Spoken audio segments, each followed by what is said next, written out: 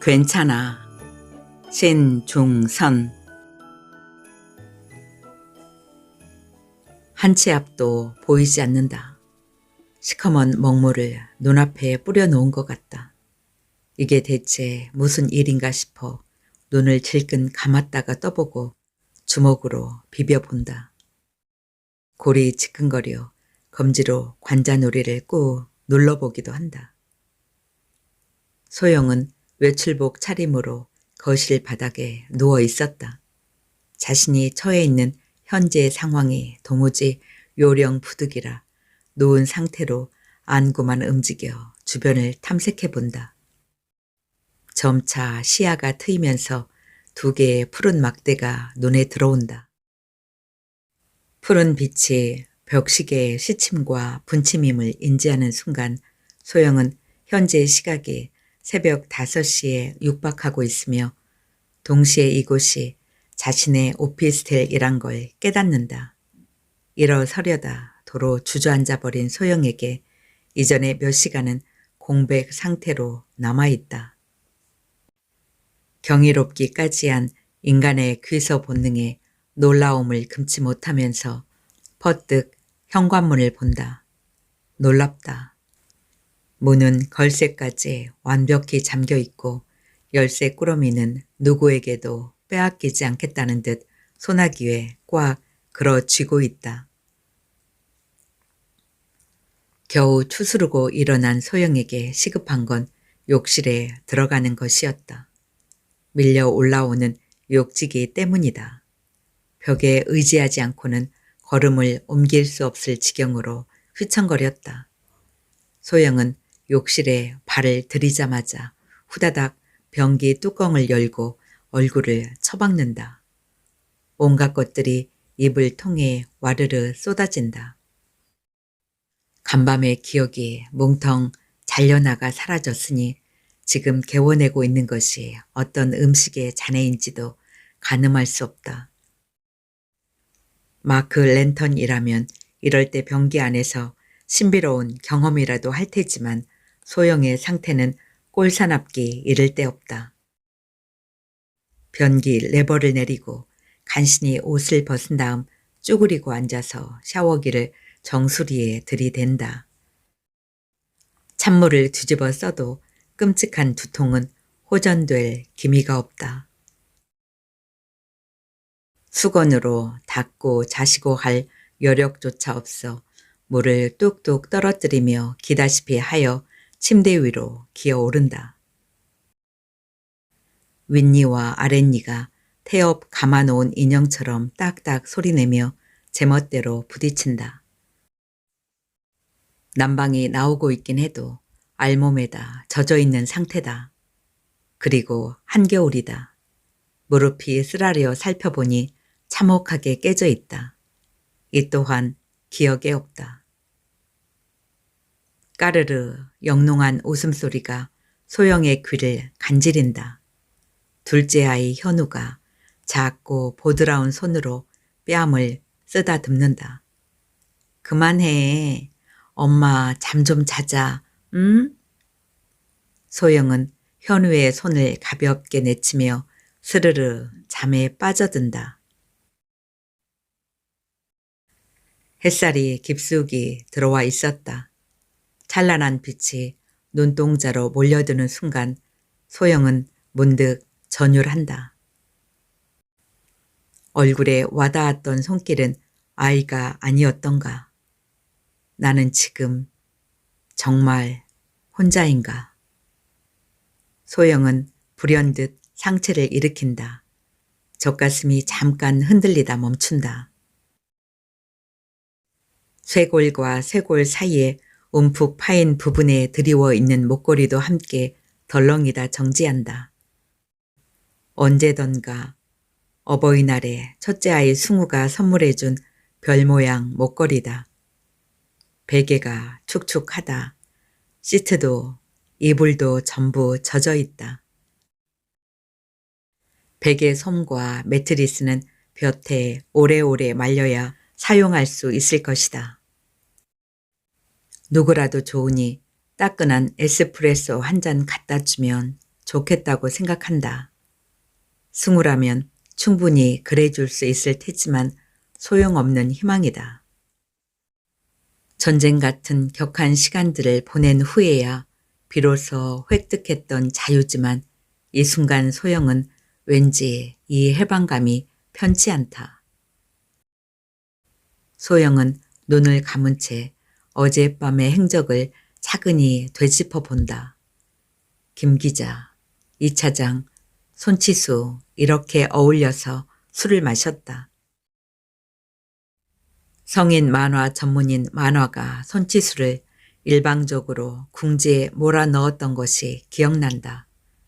그런 그림이 나오려면 마음먹고 여체의 구석구석을 관찰하거나 도색 잡지라도 정기 구독하고 있을 거라며 놀렸다.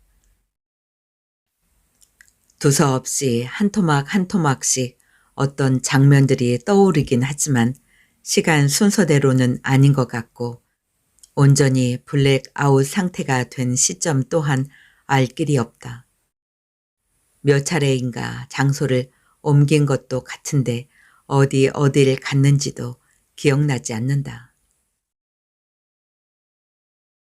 남편과 이혼한 지 5달 남짓 되었고 결혼 전에 다니던 잡지사에 복귀한 것도 비슷한 시기에 이루어졌다. 윤기 흐르는 전문직 여성들의 삶을 엿볼 때마다 자신이 초라하게 여겨졌다. 설거지 통에 손을 담그면서 문득 자기 처지가 한심하게 여겨졌고 벗어놓은 가족들의 옷을 세탁기에 집어넣으면서도 순간순간 억울했다. 청소기를 밀다가도 내가 이 시간에 어째서 이러고 있어야 하나 진저리 쳤다. 아이들과 남편 뒷바라지, 해도 끝이 없는 가사 노동에 진저리 치면서 소영은 자신이 영위하고 있는 삶이 하잘것없게 여겨졌다. 신문이나 방송에 등장하는 성공한 직업 여성들을 볼 때면 발작처럼 자신을 제어하기 힘들었다. 경력 단절하지 않고 계속 일했더라면 저들보다 더 잘 되었을 거라는 심경 또한 지울 수 없었다. 소영은 생각했다. 남편과 아이들이 쳐놓은 덫에 걸려버리고 말았다고. 그렇긴 해도 현우만 정상적인 아이였더라도 어떻게든 극복해서 그럭저럭 살고 있었을 것이다.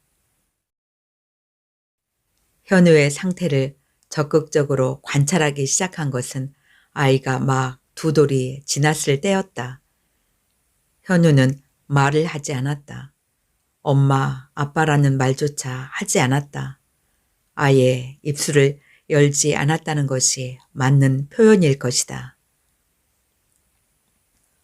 처음 소영 부부는 그것에 대해 심각하게 여기지 않았다. 다만 발육이 늦다고만 생각했을 뿐이다. 순둥이인데다 철이 다 든 아이처럼 금지하는 것은 하지 않을 정도로 말귀를 잘 알아듣는 영특한 아이였기 때문이다. 반면 2살 위의 승우는 부산한 데다 걸핏하면 말썽을 부려서 잔손질이 많이 갔고 그러다 보니 겉보기에 순했던 현우는 내쳐두는 편이었다. 현우가 장난감 자동차에 관심을 보인다는 걸 알게 된 후로는 현우 옆에 언제나 작은 자동차 모형을 두었다. 누워있건 보행기를 타고 있건 자동차만 옆에 있으면 울지도 보채지도 않고 하루 종일 잘 놀았다. 소영은 아이가 신통했고 고마웠다. 집안일을 할 때도 아이 때문에 뒤로 미룬다든가 하지 못하게 되는 현상은 좀채 발생하지 않았다. 일하는 틈틈이 눈으로 확인만 하면 되는 정도였으니까. 시간이 좀 더 지나서는 장난감 자동차 바퀴를 손가락으로 돌려본다거나 요철을 만지는 등 조금 더 적극성을 띄었다. 걸을 수 있게 되었을 즈음에도 바퀴에 대한 관심은 여전했는데 이때는 장난감보다는 실제 자동차 바퀴에 보다 큰 관심을 보였다. 즉 현우가 좋아한 것은 모든 종류의 바퀴였다. 한 가지 것에 놀라울 정도로 몰두하는 현우를 보면서 소영은 이 아이가 혹시 천재가 아닐까 하는 어이없는 상상까지 했을 정도다. 그것이 아이의 이상을 늦게 발견하게 된 이유가 됐는지 모른다. 두 돌이 되어도 도통 말을 하지 않자 그제야 병원이라는 기관을 머릿속으로 떠올렸다.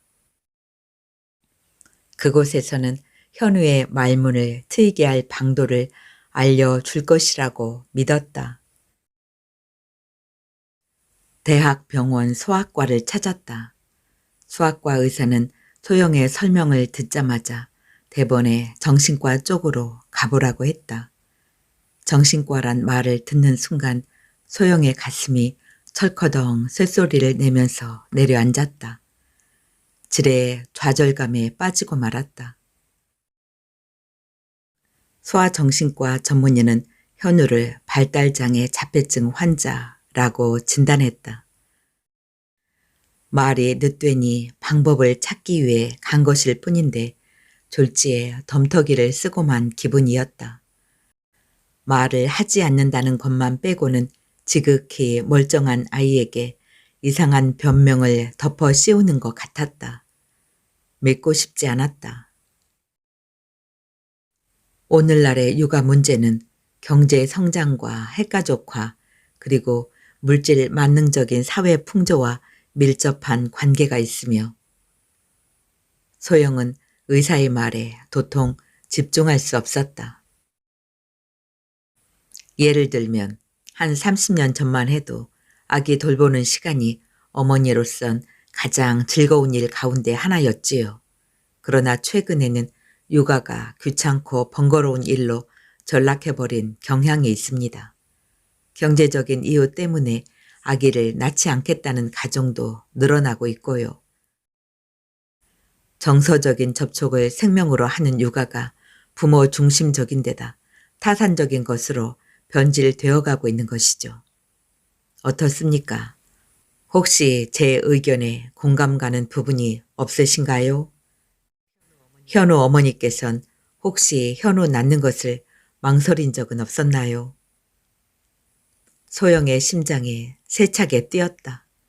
현우를 임신했다는 걸 알았을 때 소영은 생명에 대한 존엄성보다는 자신의 입장을 고려해 낳을 것인가 말 것인가에 대해 심각하게 저울질했던 것이다. 넋나간 사람처럼 멍하니 앉아있는 소영을 건너다 보던 의사가 문고판 크기의 얄팍한 책 한 권을 건넸다. 아이의 증상을 이해하는 데 도움이 될 거라고 했다. 책자에 의하면 각 대학병원 정신과를 찾는 어린이 환자가 근래 부쩍 늘어 총 정신과 환자의 약 20~30%에 달한다고 했다. 이렇게나 많은 아이들이 정신질환을 앓고 있다는 사실에 소영은 놀랐다. 부모란 신분에 대해 책임감과 버거움을 동시에 느꼈다.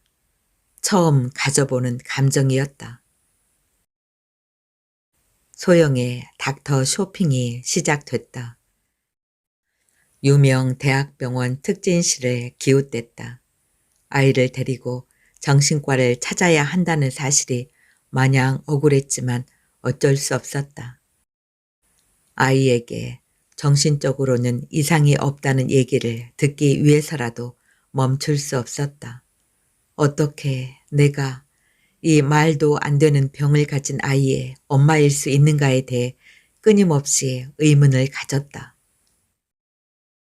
현우의 증상을 병이라고는 절대 인정할 수 없지만 만일 그것이 진짜로 병이라면 내 아이가 그럴 수 없다는 생각에 아이보다 자기 입장이 더 안타깝고 억울하고 그랬다. 소영의 간절한 바람과는 달리 세월이 흘러도 현우는 나아지지 않았다. 좋아지기는커녕 난폭한 성향까지 함께 드러내기 시작했다. 자신의 요구가 받아들여지지 않으면 아무 데서나 대굴대굴 구르면서 울부짖었다. 현우와 함께 병원에 다녀오던 길이었다. 자동차 바퀴만 뚫어져라 보며 걷던 현우가 패스트푸드점으로 소영을 이끌었다. 엄마 햄버거 사줘. 이렇게 말해봐. 응? 현우는 쌩긋 웃기만 할 뿐이었다.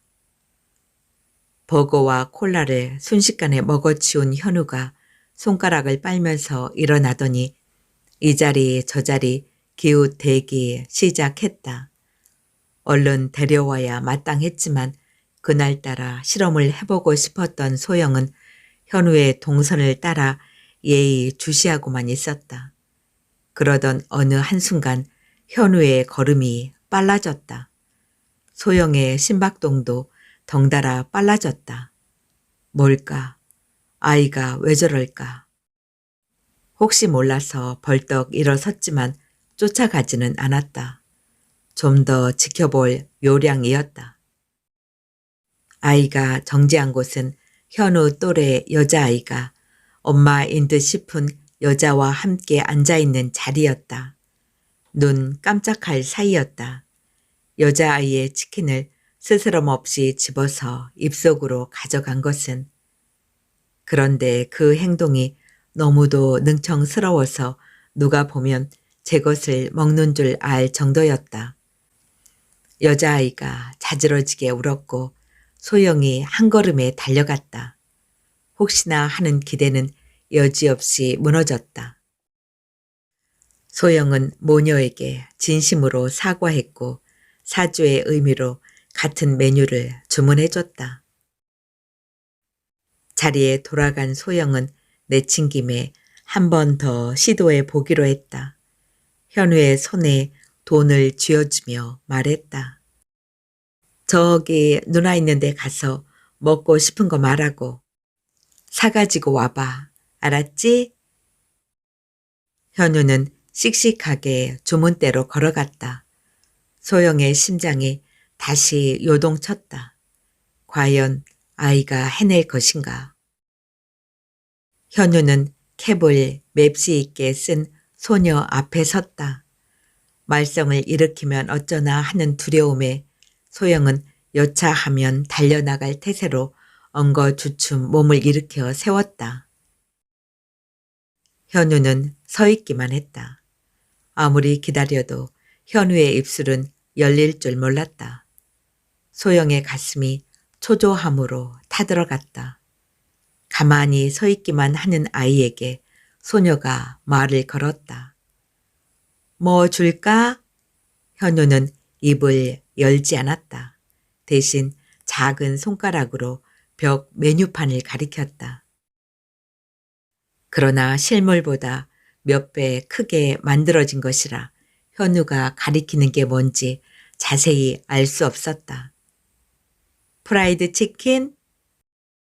현우가 남의 닭튀김을 먹어서 벌어졌던 소란을 알고 있는 소녀의 첫 번째 물음이었다. 현우는 아무 반응도 보이지 않았다. 소녀가 재차 물었다. 치킨 너겟? 핫윙? 그럼에도 말없이 서 있기만 하자 소녀가 도움을 구하는 표정으로 소영 쪽을 봤다. 소영은 손짓으로 계속 시도해 보라고 신호를 보냈다. 비스킷? 핫초코? 아니면 그래, 네가 손가락으로 다시 가리켜봐. 응? 소녀가 사진이 인쇄된 작은 메뉴판을 내밀었다. 여전히 현우는 별 반응을 보이지 않았다. 그럼 이렇게 하자. 맞으면 고개를 아래 위로 끄덕이기. 알았지? 다시 해볼까? 이거? 현우가 고개를 저었다. 이거? 다시 고개가 가로로 흔들렸다. 그럼 이거? 현우의 고개가 까딱인 듯 했다. 소영의 눈에 그렇게 보였고 소녀도 같은 생각인 것 같았다.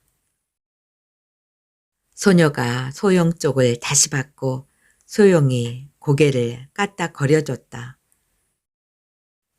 응, 너는 크리스피 윙이 먹고 싶었구나. 맞지? 맞으면 돈 1이 내봐. 소녀가 하얀 손바닥을 펴보이자 현우가 손에 쥐고 있던 지폐를 내밀었다. 그래도 저 먹을 건 찾아 먹는구나. 소영이 가슴을 쓸어내리며 안도의 숨을 내쉬었다. 그러나 그것도 잠시 느닷없는 난동에 가게가 발칵 뒤집혔다. 소녀가 건네준 플라스틱 쟁반을 바닥에 내동댕이 친 현우가 괴성을 지르며 울부짖기 시작한 것이다. 눈 깜짝할 사이에 바닥에 들어 누워서 악을 써댔다. 소영이 주문대로 내달렸다. 미안해요. 미안해요. 우리 애 발달 장애가 있어요. 처음으로 장애라는 말을 세상에 대고 발설한 순간 소영의 눈에서 눈물이 흘러내렸다. 가슴이 메어진다는 게 어떤 의미인지 알 것 같았다. 이를 악물었지만 볼을 타고 흘러내리는 눈물은 그칠 줄을 몰랐다. 눈물을 손등으로 훔치며 현우를 일으켜 세웠다. 온몸이 부들부들 떨렸다. 소영은 아이를 꼭 껴안고 달랬다. 먹고 싶은 게 뭐니, 현우야? 소영이 메뉴판을 아이에게 보여줬다. 언제 소동을 부렸느냐는 듯 맑은 얼굴로 되돌아온 현우가 감자튀김 사진을 작은 손가락으로 가리켰다. 감자튀김? 정확성을 기하기 위해 소영이 사진을 다시 짚어 보이자 현우가 고개를 끄덕였다. 주문대의 소녀는 충격에서 헤어나지 못한 채 소영 모자를 주시하고 있었는데 두 눈에 눈물이 그렁그렁했다. 그 모습을 보는 순간 소영은 다시금 울고 말았다. 잠시 후 현우는 아무 일 없었다는 듯 쟁반을 두 손에 받쳐들고 자리로 돌아갔다. 현우는 두 다리를 앞뒤로 까불어 대며 일회용 케첩을 치아로 물어 뜯어 짜내고는 바삭하게 튀겨진 감자를 맛있게 먹었다. 혹시 일부러 소동을 피운 게 아닌가 싶을 정도로 천연덕스러운 모습이었다. 의사는 말했다. 발달 장애아 중에서 언어 장애가 가장 많은 수를 차지하며 그 다음이 심신증, 전응 등의 차례로 나타나는데 행동 과다증이나 사회성 결핍, 발작, 안면 경련 등을 동반해서 앓는 경우가 많다고 했다. 현우는 언어 장애에다 행동 과다증과 사회성 결핍까지 가지고 있는 복합 장애아였던 거다. 현우는 숱한 갈등 끝에 어렵게 세상에 내놓은 생명이었다. 무기력과 심한 권태에 빠져들던 당시 소영은 아이가 아니라 사회 복귀를 강력히 희망하고 있었다. 그런 와중에 자리 잡은 생명은 소영에게 기쁨이라기보다 부담스러운 존재였으나 남편의 생각은 달랐다. 직장은 두 아이 모두 키우고 나누어야 하는 게 좋겠어. 말투가 강하지는 않았으나 냉정하고 단호했다. 책을 쓰라 해도 쓸 수 있을 만큼 남편에 대해 속속들이 알고 있는 소영으로선 그가 무슨 생각으로 그런 말을 하는지 너무도 잘 알고 있었다.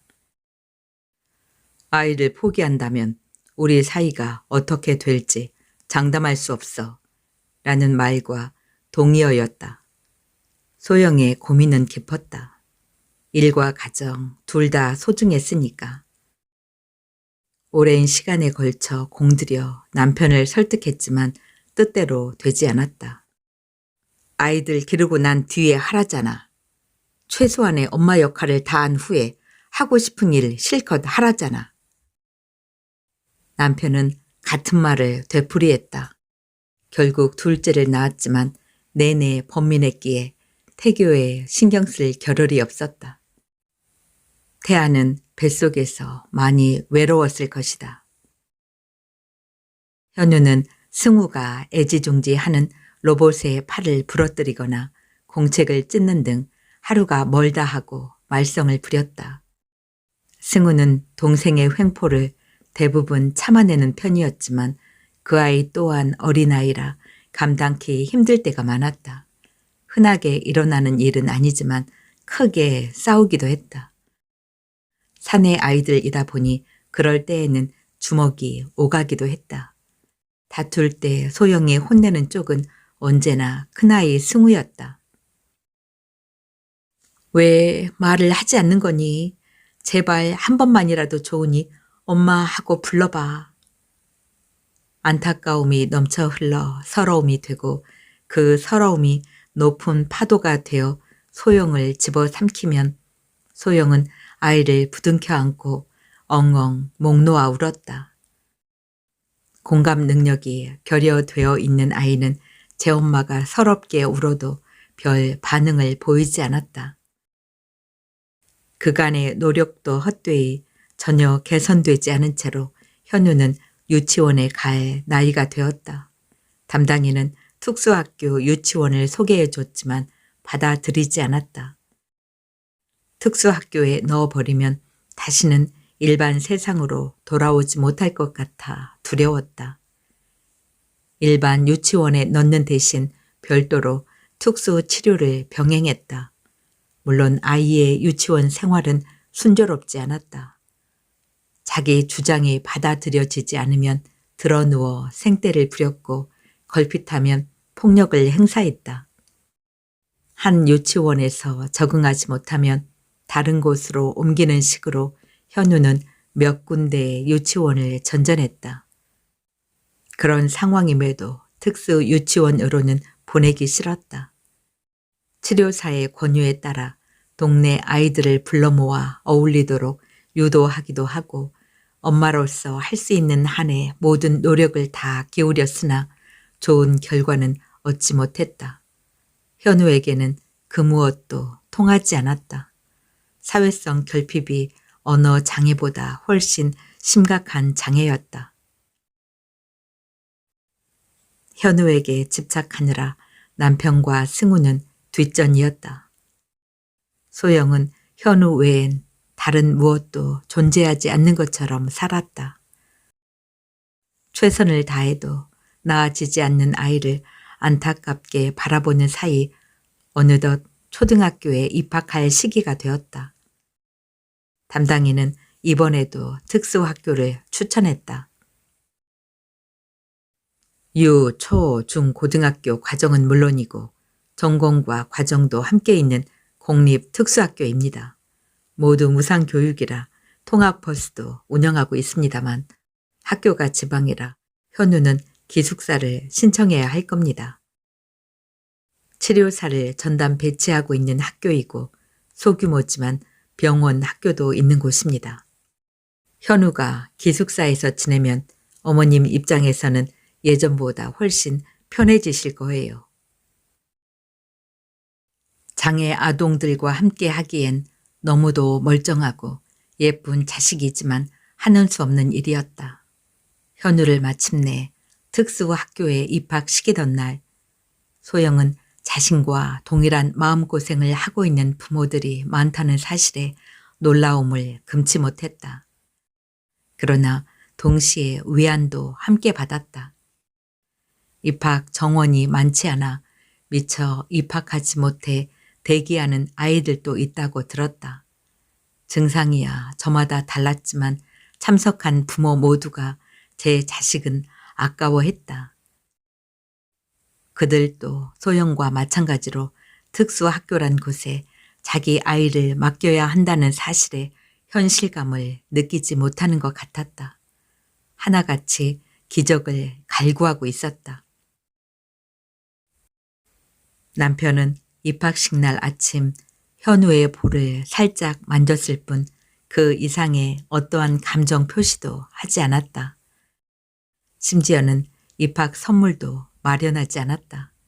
그는 숟가락을 놓자마자 한마디 말도 하지 않고 출근해 버렸다. 끝내 특수학교에 넣을 수밖에 없는 상황이 속상했을 것이다. 그 마음이야 알지만 그럼에도 소영은 남편이 원망스러웠다. 그리고 문득 남편이 언젠가부터 자신과 눈 맞추는 일조차 피하고 있다는 사실을 깨달았다.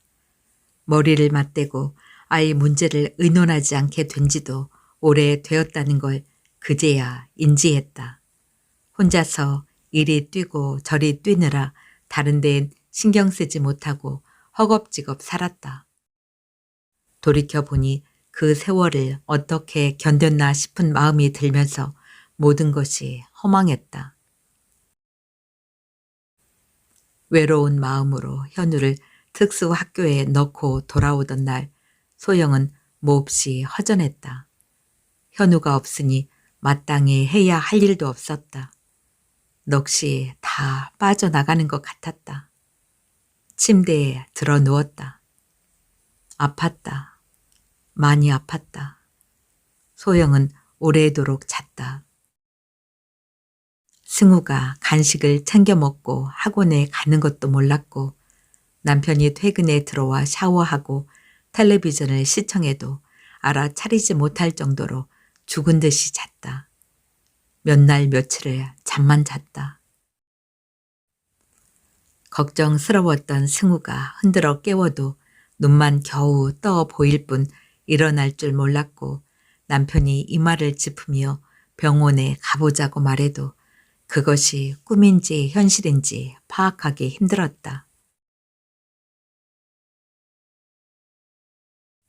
자리 털고 일어났을 때 그때는 이대로 있다가는 소멸되어 버릴 것 같은 위기감에 사로잡혔다. 하루하루가 지나치게 길기만 한데 대체 뭘 하며 견뎌야 할지 알 수 없었다. 현우 담당이가 경고했었다. 현우를 기숙사에 넣고 나면 시간이 많이 남을 것입니다. 편한 측면도 물론 있으시겠지만 자칫 우울증 같은 것이 올 수 있습니다. 운동을 하신다거나 다른 소일거리를 찾으시는 게 좋을 겁니다. 소영은 살고 싶었다. 살고 싶어서 남편을 붙잡고 통사정했다. 일이라도 해야겠어. 이 고비를 어떻게 넘겨야 할지 도통 모르겠다고. 남편은 소영의 하소연을 심각히 여기지 않았다. 직장을 다니기 위해 수 쓰는 걸로 오해했다. 아이 하나도 똑바로 기르지 못한 사람이 사회생활까지 하겠다고? 감당할 수 있겠나? 남편은 어이없어 하는 표정으로 코웃음 쳤다. 소영은 그제야 비로소 눈이 번쩍 뜨이는 느낌이었다. 머리를 한 대 얻어맞는 것 같았다. 남편은 그러니까 현우의 장애를 소영의 탓으로 돌리고 있었던 거였다. 그간 보였던 남편의 싸늘한 태도는 바로 이 때문이었던 것이다. 소영은 분노했다. 승우의 도벽을 눈치챘을 때 소영은 화를 낼 기운조차 남아있지 않았다. 혼자 버려져 있는 시간이 많았음에도 승우는 자기 할 일에 태만하지 않았고 그런 아이를 보면서 매번 신통하게 여겼다. 기특하고 든든했다. 양쪽 주머니가 유난히 불룩하다는 생각이 들지 않은 건 아니지만 특별하게 여기지 않았다. 아이가 흘금흘금 눈치를 봤다. 문득 수상쩍은 마음이 들었다. 그렇더라도 도둑질과 아이를 연관하여 생각하지 않았다. 어느 부모들 그렇지 않았겠는가. 다만 지나가는 말투로 무심히 물었을 뿐이다. 주머니가 왜 그렇게 뚱뚱하니? 뭐가 그렇게 많이 들었어? 승우가 지레 겁을 먹고 울음을 터뜨리지 않았다면 모르고 넘어갔을 것이다. 무슨 일이 있는 거구나.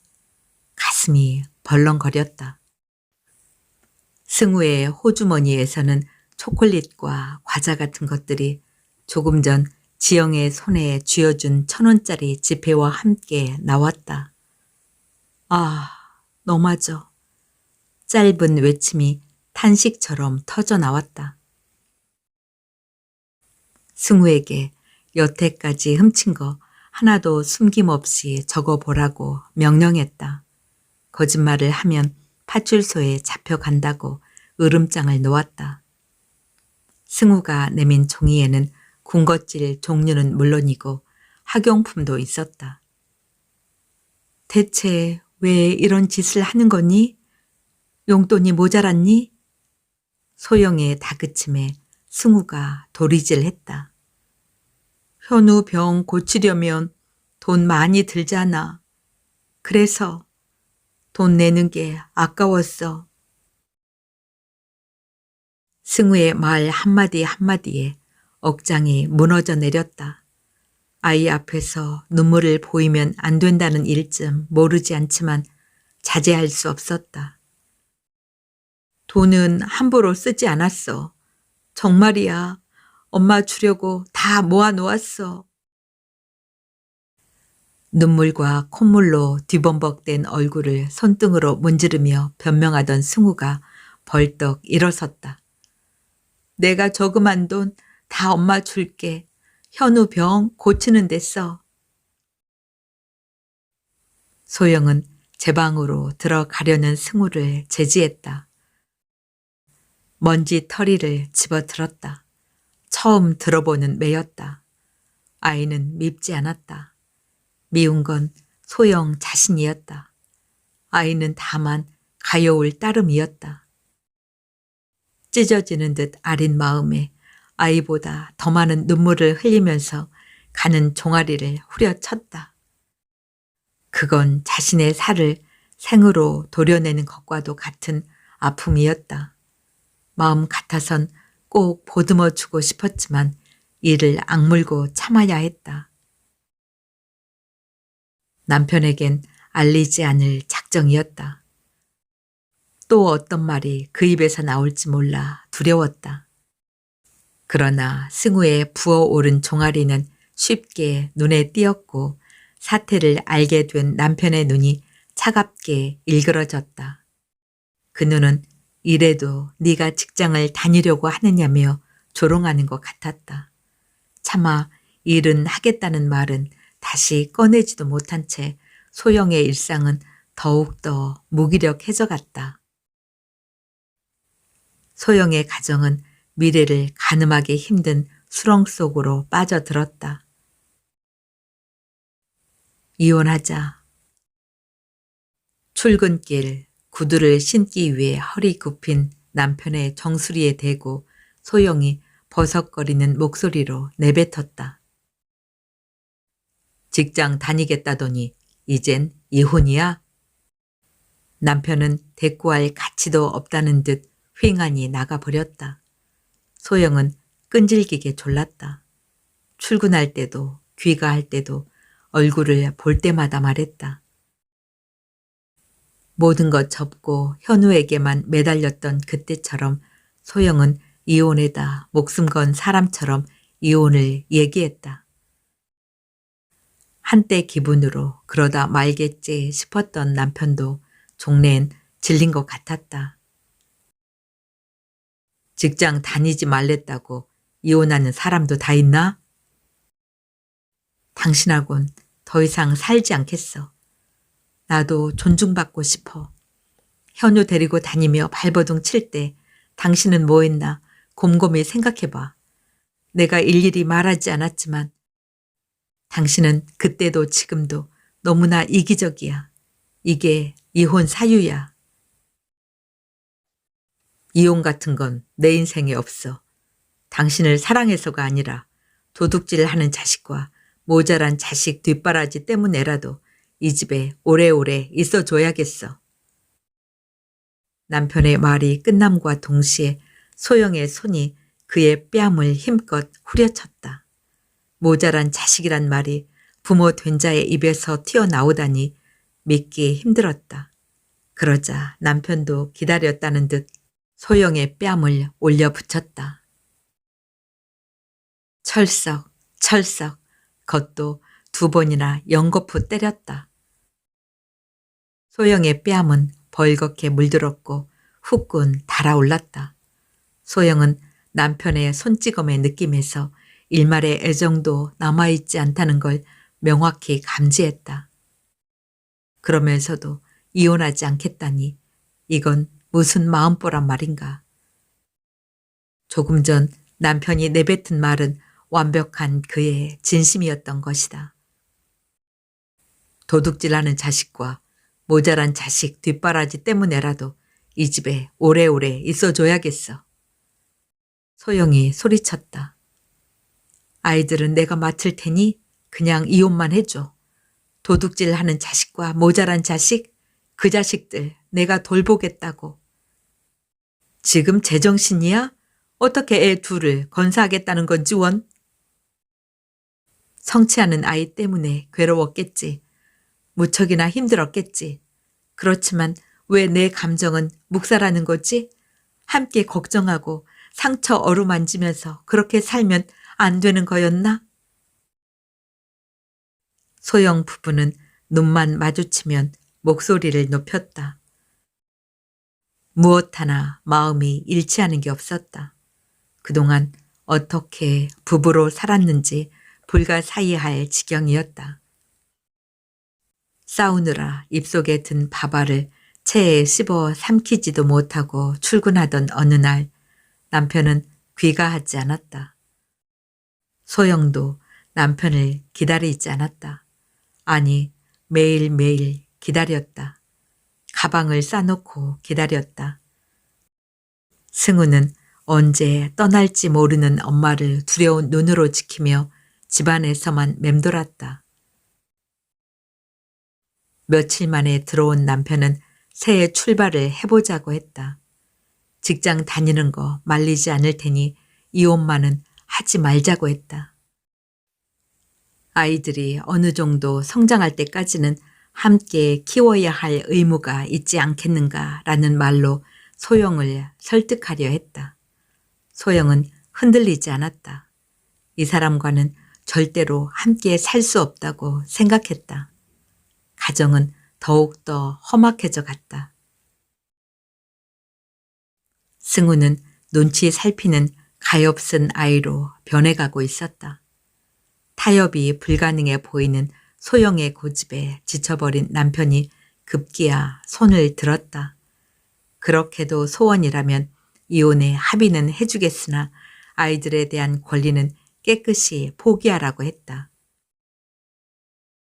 이 문제로 인해 두 사람은 또 한동안 옥신각신 다퉜다. 남편으로선 아이들을 포기하면서까지 설마 네가 이혼을 감행하랴 싶은 생각이 내심 있었을 것이고, 소영의 의중을 밝히자면 부모 자식 간의 정이 헤어진다고 어디 가겠나 싶은 자신감에다 아이들을 사이에 두고 재판까지 가고 싶지 않아 그 부분은 일단 물러서기로 했다.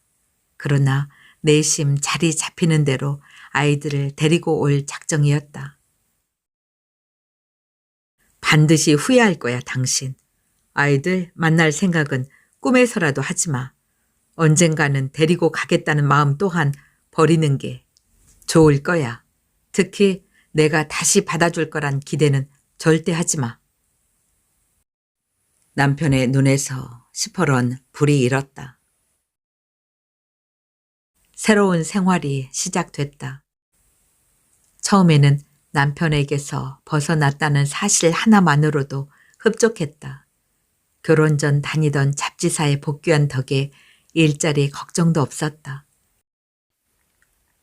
휴일은 진종일 이불 속에서 뭉그적이다 인스턴트 음식으로 때워도 좋았고 밤늦게 귀가해도 눈치 볼 사람 없어서 좋았다. 편집 마감일 즈음 동료들과 함께하는 야근도 좋았다. 얼마나 바라던 생활인가. 결혼 생활 따위 처음부터 존재하지도 않은 것 같았다. 늦은 밤 오피스텔에 도착해 아무도 없는 실내에 발을 들이고 스위치를 올리면 기다렸다는 듯 파닥이며 켜지는 전등에서도 자유를 느꼈고 오로지 자신만을 위해 한 주먹의 밥을 밥솥에 앉혀도 행복했다. 이라며 문득 승우의 얼굴이 찻잔을 입술에 대면서 불현듯 현우의 모습이 떠오르지만 않는다면 그건 완벽한 생활이었다. 하지만 아이들은 그대로 내내 소영에게 아픔일 수밖에 없었다.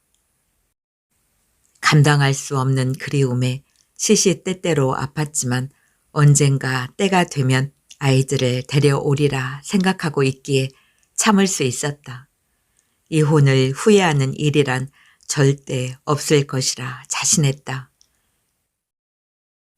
그러나 어제 퇴근 시간 임박해서 걸려온 승우의 전화에조차 의연할 수는 없었다. 승우는 다짜고짜 소영에게 용서를 구했다. 엄마, 잘못했어요. 이제는 도둑질 하지 않아요. 앞으로도 남의 것 훔치지 않을게요. 제발 돌아오세요. 승우는 도벽이 부모의 이혼에 어떤 영향을 미친 게 틀림없다고 여기는 모양이었다. 너 때문에 그런 거 아니라고 설명했다. 아이의 작은 가슴에 상처로 남을까 봐 필사적으로 변명했다. 그럼 현우 때문이야? 물론 아니라고 말했다. 단지 엄마 아빠 사이의 문제라고. 네가 이 다음에 크면 다 알게 될 거라는 상투적인 말을 해줄 수밖에 없었다. 소영은 문득 두려움에 몸을 떨었다. 이 아이마저 비정상적으로 성장한다면 갑자기 말할 수 없이 초조해지기 시작했다. 엄마 좀 만날까? 소영의 말에 승우는 그럴 수 없다고 대답했다. 허락 없이는 엄마 만나지 않기로 아빠와 약속했다고 아이가 설명했다. 망설이던 끝에 남편에게 전화했다. 그는 소영의 전화를 받지 않았다. 일부러 안 받는 것이 분명했다. 사무실의 유선 번호를 누를 수밖에 없었다. 전화를 받은 사람이 소영에게 누구냐고 물었다. 생각지 못한 질문은 소영을 당혹스럽게 만들었다. 집인데요. 이렇게 말하던 때가 있었지만 이젠 집이 아니지 않은가. 전화 바꿨습니다. 예전에는 함께 살았지만 지금은 그렇지 않은 남자의 목소리를 전화로 듣는다는 건 기분이 야릇했다. 나야. 누구시라고요? 목소리를 모를 리 없다. 남편은 일부러 모른 척 하는 것이다. 졸렬한 인간 같으니라고. 잠시 침묵이 흘렀고 이어 분노를 억누르는 낌새가 역력한 목소리가 칼처럼 날아와 소영의 귀에 꽂혔다. 무슨 일입니까? 낯설고 건조한 경어였다. 소영의 속이 뒤집어졌다. 이렇게까지 할 필요는 없지 않은가. 남편의 유치한 태도에 고소를 금할 길이 없었지만 덕분에 평정을 되찾을 수는 있었다. 승우가 전화했어. 그래서요. 소영은 수화기 너머에 있는 남편의 얼굴을 그림으로 그리라고 해도 그대로 그릴 수 있었다. 숱 많은 두 눈썹이 꿈틀대고 입술엔 냉소가 깃들어 있을 것이다. 죄의식을 느끼는 것 같아. 어떻게든 해줘야. 무슨 자격으로 우리 부자 사이에 끼어드는지 모르겠습니다. 내 아들은 내가 알아서 할 테니 관심 끊으시고 그 잘난 일이나 열심히 해보시죠. 이렇게나 모질게 굴다니. 남편에 대해 다시금 분노가 치받쳤다. 남편의 냉랭한 태도와 승우에 대한 걱정이 편두통으로 돌변해 타이레놀을 삼켜야 했던 어제 퇴근 무렵 어쩐지 돌아갈 곳 없는 고아와 같은 심정으로 망연자실 앉아 있었다. 소영은 자신이 갑자기 세상에서 가장 불행한 여자가 되어 버린 듯 했다. 한 사람, 두 사람 사라져간 사무실에는 김 기자와 이 차장 두 사람만이 남아 있었다. 소영이 힘없는 손길로 가방을 들고 막 일어서려는 순간 손치수에게서 전화가 걸려왔다. 소영은 김 기자, 이 차장과 함께 손치수를 만나러 갔고 술을 마셨으며 기억이 끊어져서 돌아왔다. 혼자 살기 시작한 지 5달 만에 발생한 일이었다. 목이 말랐다. 하지만 오피스텔엔 빈 생수통밖에 없었다. 뚜껑이 활짝 열려있는 세탁기에는 빨랫감이 수북이 쌓여 있었다. 돌돌 말려있는 울 스타킹이며 라벨을 내보이며 뒤집어져 있는 블라우스, 무수히 많은 팬티와 수건들. 새삼스런 눈으로 훑어본 실내엔 먼지가 뽀얗게 앉아있고 벤자민은 작은 이파리를 쭉 늘어뜨리고 있었다. 소영은 커피라도 마실 요량으로 전기 포트에 수돗물을 담아 콘센트에 꽂고는 욕실로 들어갔다. 빈 욕조에 몸을 누이고 더운 물을 받았다. 아무래도 무언가 잘못 돌아가는 것 같았다. 괜찮아? 소영이 자문하자 다른 소영이 대답했다. 괜찮아. 소영이 눈을 감았다. 시간마저 정지된 것 같은 아련한 느낌이었다. 허허 벌판이 펼쳐져 있는 그림 안에 세 사람이 있었다. 쌍둥이처럼 두상이 닮아있는 새 남자였다. 뒷모습만으로도 남편과 현우, 승우란 걸 알 수 있을 정도로 익숙했다. 아이들 이름을 천천히 하나하나 불러보았다. 현우야, 승우야. 현우가 돌아봤다. 엄마다. 처음으로 들어보는 현우 목소리였다. 어머, 우리 현우가 말을 하네. 목이 메였다. 눈물이 흘러내렸다. 아이가 물었다. 엄마, 괜찮아?